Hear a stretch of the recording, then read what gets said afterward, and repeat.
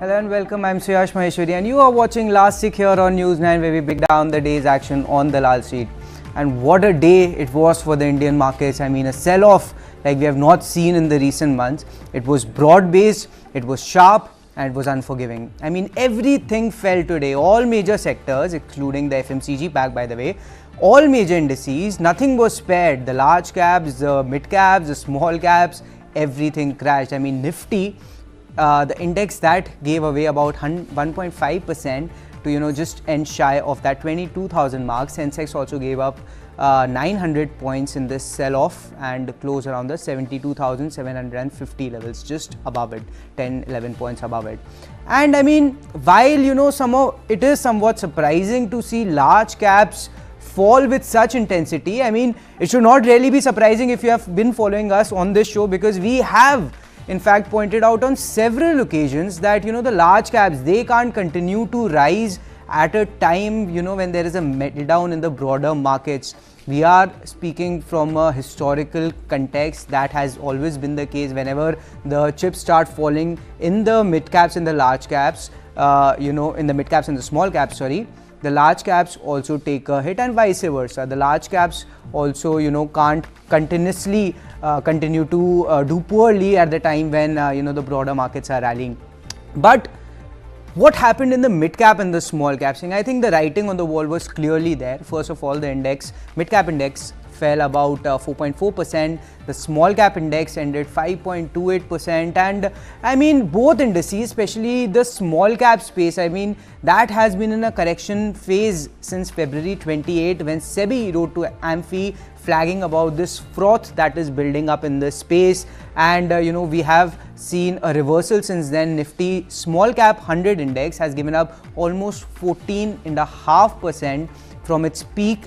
Now it's at its lowest level since December 1 of 2023. The mid cap index, which was because it's a smaller universe and it got a lot of participation from the domestic institutional investors, that was a pocket that was relatively insulated from the market. But today was not that case. The index gave up 4.5%. On the whole, it's down 7.6% from its peak, and it's now at its lowest level since December 29. But with that, let's also bring on board Mr. Amardev Singh to get his market views and understand whether this sell-off will continue. I mean, Amar, thank you for joining us on the show. First of all, what do you think happened today? Was the fall in the large caps a collateral damage of the meltdown in the broader markets? Yeah, I would say that overall, if you look at the markets, definitely there was fatigue that was setting in the markets. There was no doubt about it. And also, if you look at the events which were really playing out, so in terms of mid caps and small caps, so there were concerns that in terms of valuation and all that. So there was some selling pressure definitely visible there. And yes, as you rightly said, that large caps is where people rush to, where they find that there could be uncertainty or maybe there could be some turbulence in the markets. Having said that, if you look at the large cap also, primarily if you look at the major ones, so HDFC anyways is not in an uptrend. If you look at the ones that most heavyweight, if you look at the other stocks which are there in the, I would say heavyweight, I'm talking about the large cap heavyweights particularly. So Reliance also has been, I would say, weak on the short-term charts. So that was, and that's visible for almost, I would say, 2-3 weeks, that it's not going up anywhere, though the long-term trend remains strong and positive. But we need to remember that when a stock rallies, there is some time where the stock pauses. So you have to understand that they also, like, I not say like human beings, but we also, when we run, we take a pause, we breathe. Markets also are like that. So what we are seeing right now is a I would say profit booking, and that also happening in the large caps. Talking about some of the other banks, if you look at large cap ICICI Bank, that continues to hold. It's not corrected as much as compared to some of the other stocks. So it's trading still very close to its record highs. If you look at Kotak Mahindra Bank, that is not going anywhere. It's the charts itself, they don't speak much about it. If you look at SBI is now witnessing some correction. We'll have to watch out for whether it holds. So if you look at the overall picture, so most of the large caps have been displaying some fatigue. And if you look at TCS and Infosys from the IT space, TCS is comparatively better placed as compared to Infosys. Infosys definitely has formed a short-term top that is very clearly visible on the charts, and it shows that most of these stocks are now have gone in for consolidation. So that's the reason we are seeing this sort of consolidation and some sort of profit booking happening across large caps as well. All right, based on the overall market sentiments. Sure, sir. But at a time like this, when the markets are falling unilaterally, and I ask this specifically for the large caps, you say that there is some fatigue that has set in. Should one try to catch the falling knife? Because, the valuation discomfort isn't as substantial over there as, is the case with the broader markets. Yet stocks like, let's say, HUL, Dabur or Reliance, some of the names that come from the top of my mind, which have not given supernatural returns. Why are they falling like 2 to 4%? Yeah, if we're first talking about HUL is one stock which has been an underperformer. So if you look at it from a long-term perspective, anyone would have been interested that it's a very good stock, a blue chip stock and all that, and they would have invested in that stock from a long-term perspective. I would say I'm talking about from just 1 second. So if I look at the level somewhere August of 2022, it used to trade around 2700 levels. It's around 2300 levels. And then in June 23, it had made around 2700 levels. So you have to understand one thing, that stocks, companies can be good, but at what price? That's the question that investors really ask. And the savvy investors would definitely look at that. What's the overall growth trajectory? What's the overall earnings growth? What is the company really coming out with, which would help the company sustain its growth? So HUL is clearly one classic case. As a company, it's a top-notch company, but in terms of rewarding its shareholders or investors, it really hasn't done much. Talking about the other stock which you mentioned, so we have to look at it from that perspective as well. Just because a company is very good doesn't mean that the stock also is likely to do good, because investors perceive markets very differently. Talking about the other one, Dabur, again, a similar case. It's not gone anywhere, hasn't delivered any returns. Anyone would have invested, would have made money. And if you ask me, it's a stock right now not to touch. Both of these, HUL and Dabur. All right. Let's just talk about, in a broader sense, because what I'm really trying to get to is that, in places where there is still valuation comfort, will it make sense for us to try and time the market and try to, catch this falling knife? See, if you look at the broader markets and if you look at some of the stocks, for example, if we go into particularly if we look at, for example, the pharma space, because this is one space which has performed exceedingly well. And some of the stocks have corrected, but still some of the stocks have held up. But now we are seeing some correction there as well. If I talk about Aurobindo Pharma, it seems to have formed a top. If I look at Biocon was anywhere a stock which has not delivered returns. Technically, if you ask me, even from a long-term perspective, this is a stock which is not going anywhere. It's a range play. If I look at Cipla is also now displaying fatigue. So we have to understand that where was the stock 6 months, 1 year prior, and where is the stock right now? So we see that the stocks have performed exceedingly well. So if there is some correction, that's, I would say, should be looked as a healthy correction. But one should not be in a hurry to enter. That's something I would definitely warrant advice at the current levels. Because if I look at the pharma space, like Divi's is again a touch me not sort of thing. It's not going anywhere. It's a range play. If I look at Dr. Reddy's, again strong on the charts, but short term isn't going anywhere. Gland is in a downtrend. GlaxoSmithKline, again, it's approaching crucial support zone. So where the stock could witness some respite from around 1800 levels, 1850 levels. So these are the stocks where we are seeing some sort of consolidation. So across the board, we are witnessing profit booking. I would say profit booking should be looked as such that that's a good sign that again, one could get an opportunity to enter, but we'll have to watch out because some major events are going to take place in the next couple of months. I think markets are bracing for that as well. I think that's one of the reasons where investors are also looking at lightening their positions rather than going all out. All right, and you talk about a lot of events that are going to take place in a couple of months, but we have two big events that will take place this Friday. Electoral bond details will be made public. We also have the results of MF mutual fund stress test that will also come out post market hours on Friday. I mean, how much of this shift in sentiment would you attribute to those two big events that we have lined up on Friday, sir?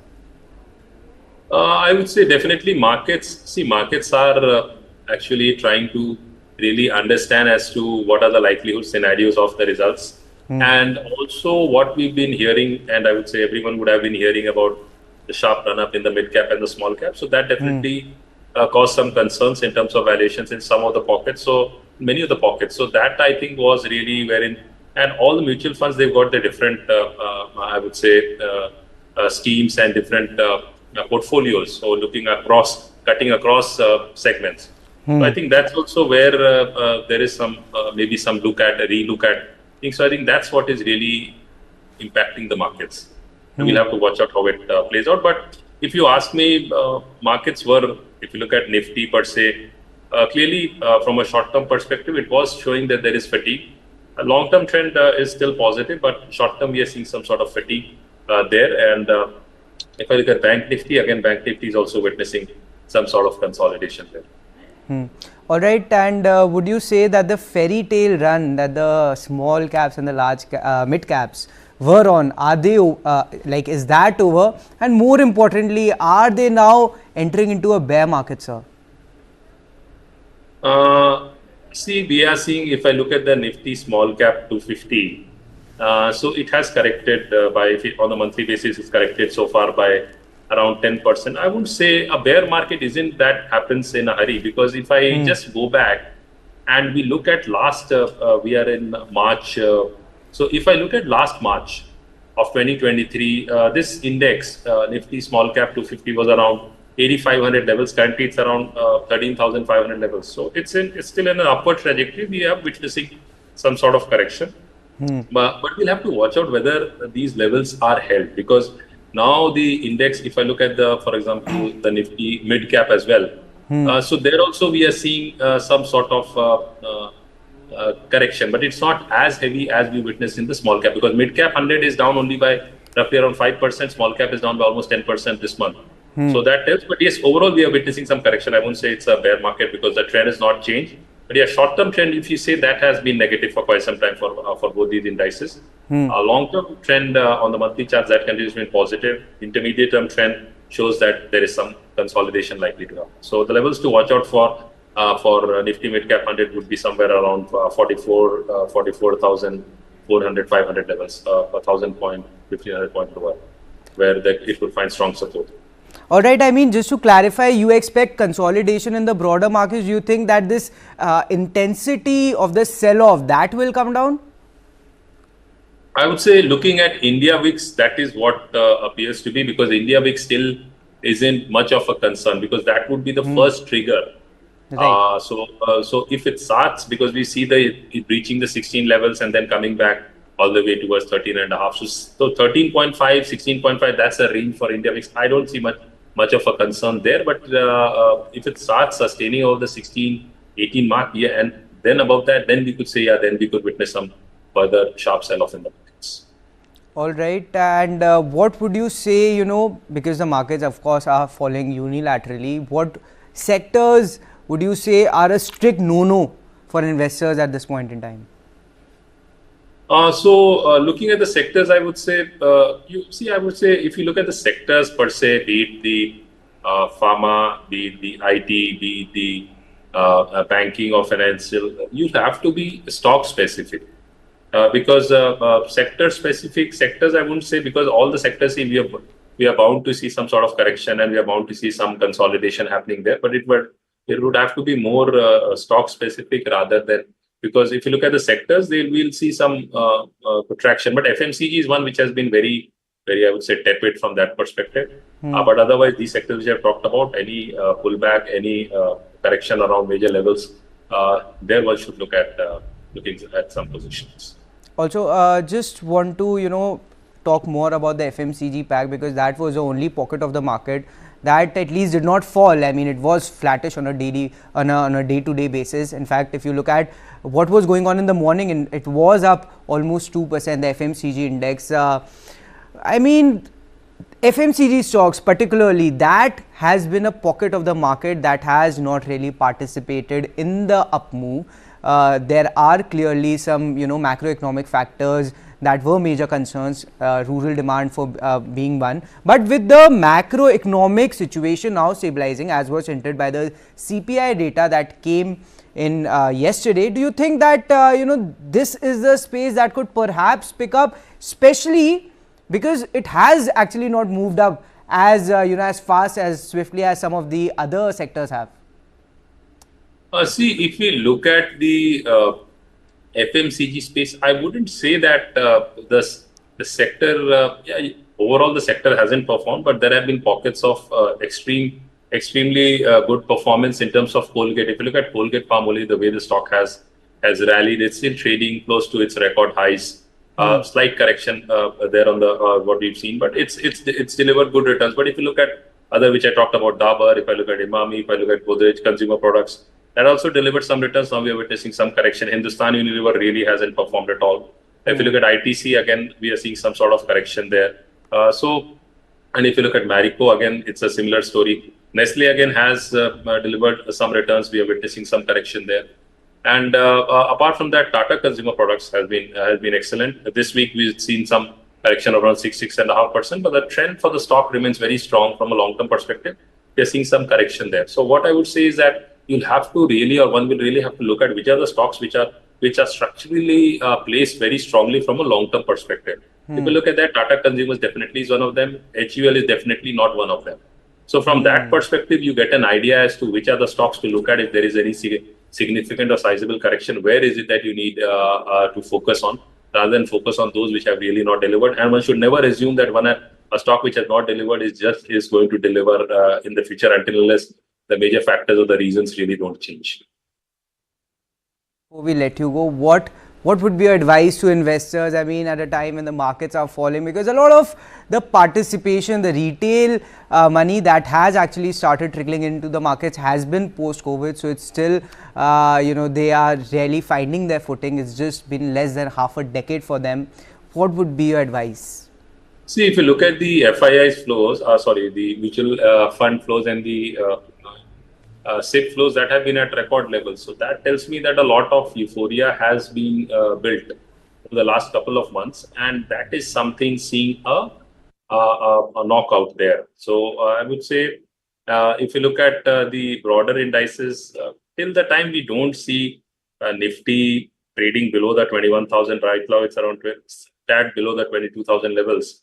But till the time we don't see it trading below the 21,000 600 levels, 550, 600 levels, I would say nothing much to worry on that part. We could witness some correction, but again, a correction would be or should be used as a buying opportunity. We'll have to wait and watch. As you rightly said, don't try to catch a falling knife. Let the markets consolidate. If there is a sharp correction, you have to understand is that, just to give an example, if a person is in an ICU, he takes time to recuperate.